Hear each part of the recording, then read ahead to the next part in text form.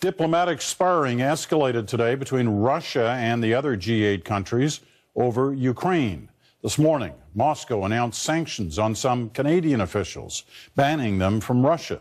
And tonight, the G8 leaders essentially kicked out Vladimir Putin from the exclusive group, opting to meet, for now at least, as the G7. Tom Perry has all that from The Hague tonight. World leaders are in The Hague to discuss nuclear security. But even a topic as critical as this was overshadowed today by the crisis in Ukraine. Europe and America are united in our support of the Ukrainian government and the Ukrainian people. We're united in imposing a cost on Russia for its actions so far. G7 leaders took a break from the summit to hold a meeting of their own. They pledged to further isolate Russia. A G8 meeting that was to be held in Sochi in June has been replaced by a G7 meeting in Brussels. The leaders opened the door to broader sanctions and said they would look for ways to wean their countries off Russian oil and gas. As for the G8 itself, the leaders say they're suspending all participation in the group until Russia changes course, effectively freezing out Vladimir Putin.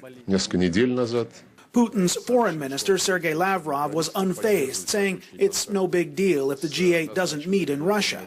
To Stephen Harper, the nonchalant response is a bluff. I'm not surprised the kind of cavalier reaction of Putin is to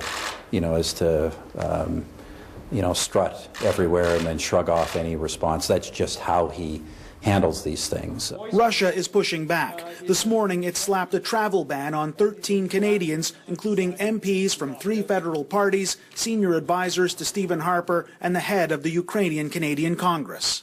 Canadian officials named today by Russia aren't oligarchs. They're not people threatening to annex peaceful neighbors by military force, and we find this announcement deeply concerning. Tonight, the G8 group of industrialized nations, for all intents and purposes, no longer exists. The question is whether that will make any difference. Despite sanctions and threats of isolation, Russia still holds Crimea, and so far, it's showing no signs it plans on letting go. Tom Perry, CBC News, The Hague.